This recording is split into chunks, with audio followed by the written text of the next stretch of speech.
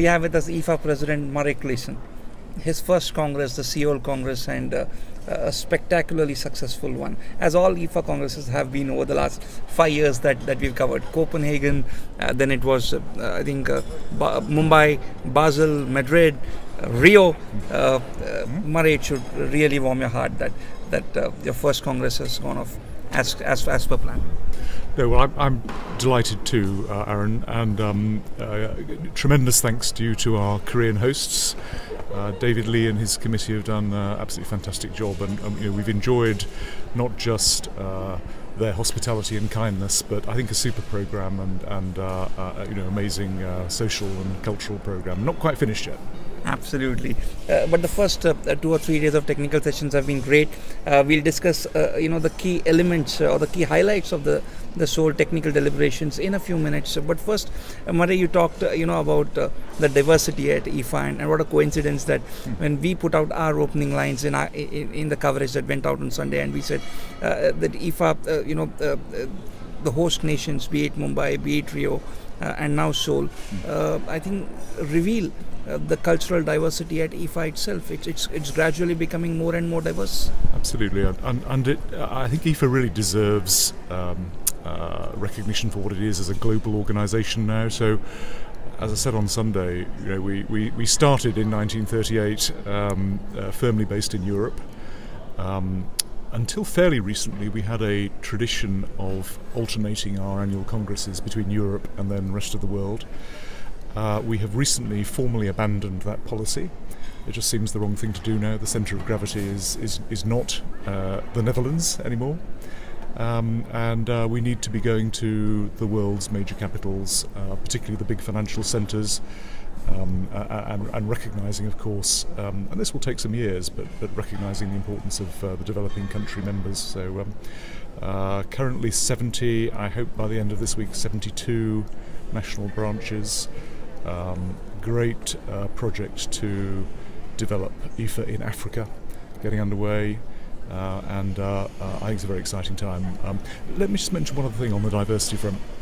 One of the things that I've been pushing over the last year, apart from the geographical diversity, is trying to enhance the female participation in IFA, because I've reluctantly come to accept that rather more than half of the world's most intelligent people are women.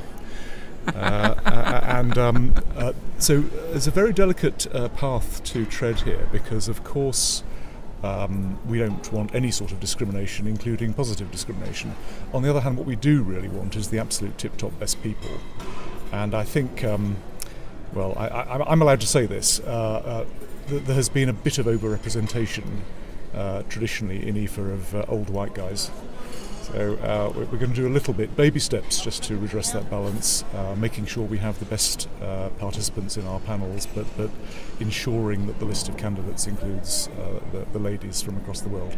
A little variation of what you just said, the old white men club, is your remarks at the opening ceremony, where you said rich countries dominating the political discourse is a thing of the past.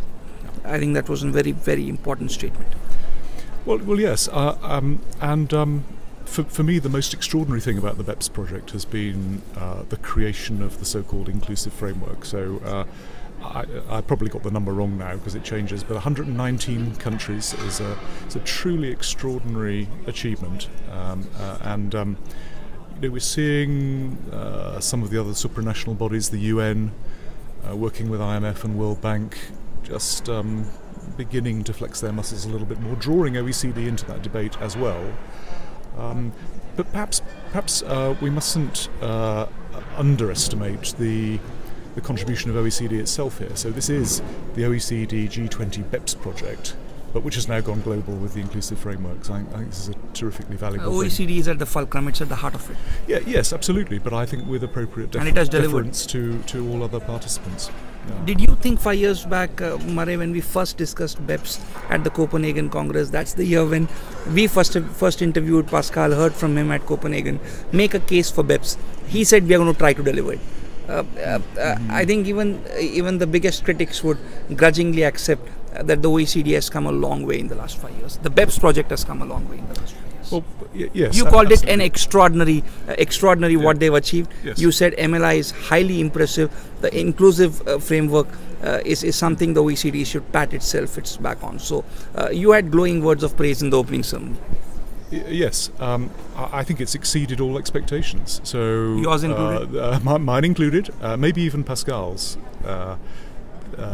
When BEPS started going, as you know, there was a constituency of naysayers taking the view that this would never achieve anything because the problems are too difficult and the existing framework was too entrenched and you'll never get consensus on anything. So I think it's extraordinary that everybody has been brought into the fold. Not everybody quite, of course, there are one or two important exceptions, but so many countries have been brought into the fold. Truly amazing. Murray, I'm sure that IFA has played a very important role in the BEPS project in a sense that it's been a platform where different divergent voices from varied stakeholders have been heard in the last 5 years, and we've been a part of that hearing process. At the same time, Murray, I think today, the morning session, we saw the first signs of possibly a new turf, not a turf war, but I think the debate moving to a new turf, which is the taxation of, allocation of taxing rights, the future of the arm's length principle, which everyone admitted is under strain. You are seeing signs of what we are seeing, possibly shifting sands on the debate. Yes, I think that's fair comment. Perhaps first just to make the observation that IFA, as you know, we're jealously neutral. Absolutely. So, to put that another way, we're absolutely not a lobby group for any vested interests, certainly not for businesses against governments. And that is critical to us being able to involve in our discussions revenue officials and the supranationals. And without those guys, that would knock a major hole in our programme. In fact, it would totally undermine our raison d'etre. So, studiously neutral. Lovely to think that we've had a little bit of influence on the debate, but great credit due there to the active engagement of OECD. As you know, they're one of our flagship events at the Congress, the IFA OECD seminar. Nice to think that IFA's had a little bit of influence at the edges. On the question of the cracks beginning to show, or whatever your expression was, I don't know. I mean, the debate around digital taxation, I think, is itself possibly the most startling thing now on the international tax panorama. So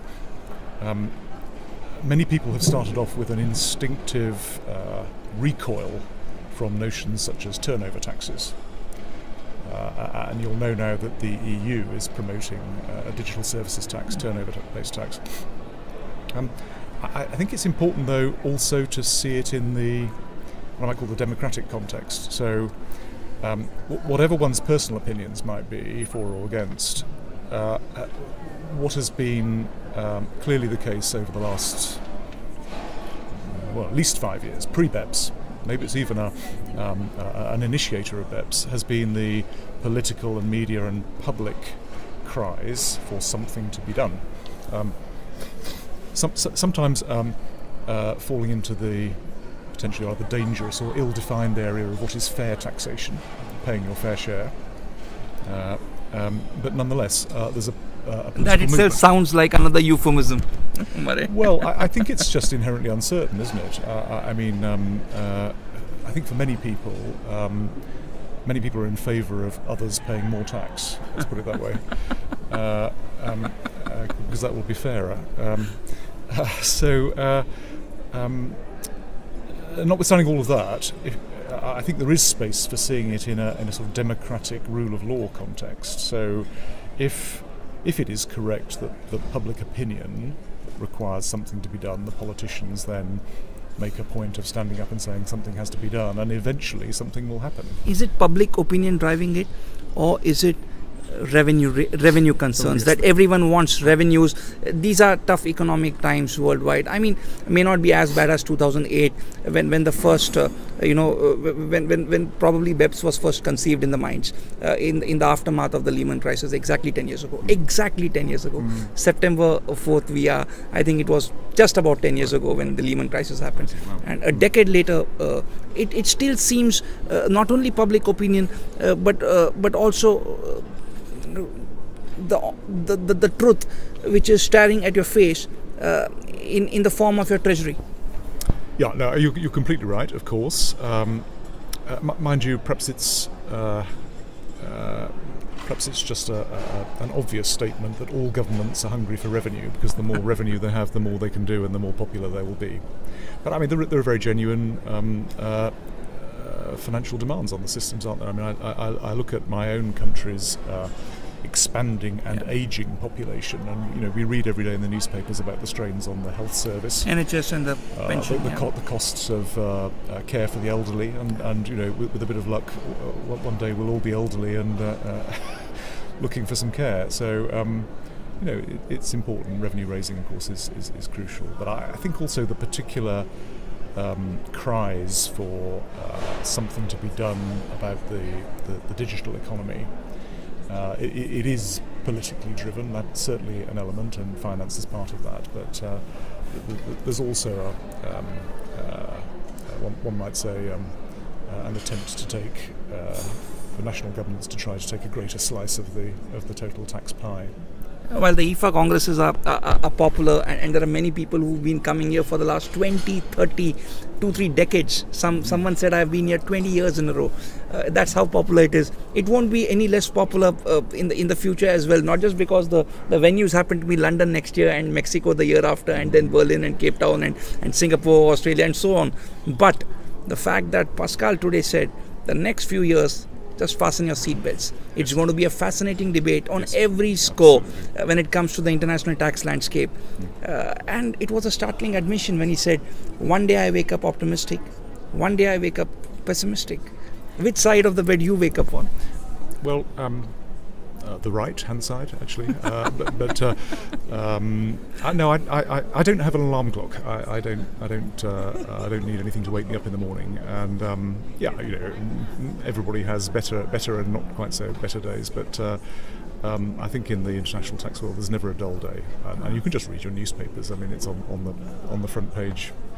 That's such a big change, Murray, for someone like you who's seen the tax landscape for a better part of 3 decades now. It's such a big change. We aren't used to tax on page one, tax policy, public outcry, media headlines. We've not been used to it. It's been a radical change in that sense for us. Absolutely. Tax is certainly not boring.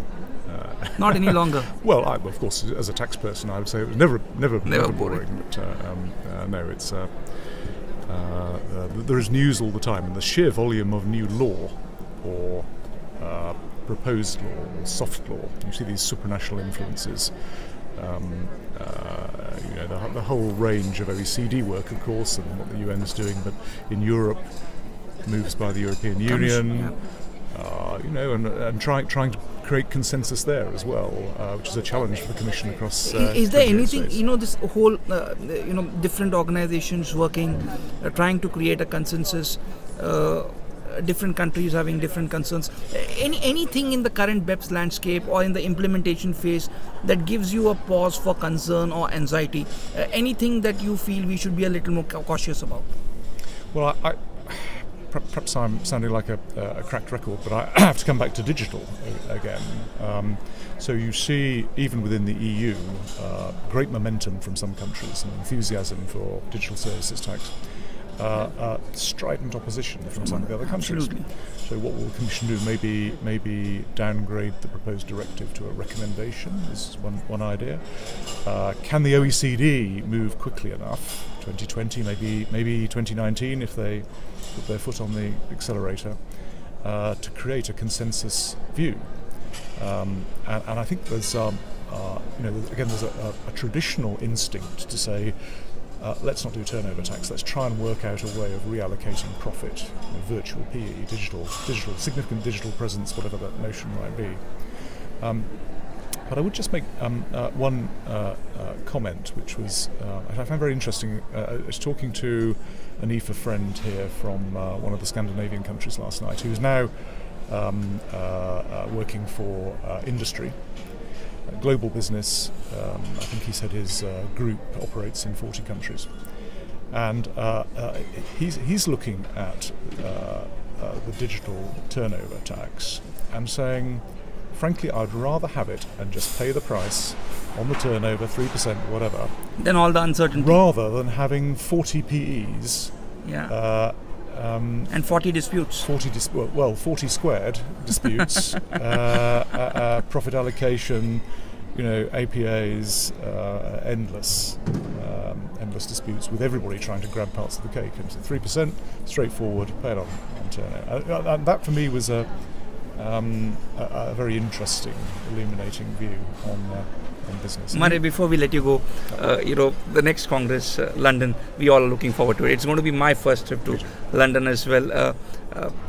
What is it that that all the delegates should look forward to? And for those back home in India and across the globe, what would be your pitch to them to come to your host country and see the Congress?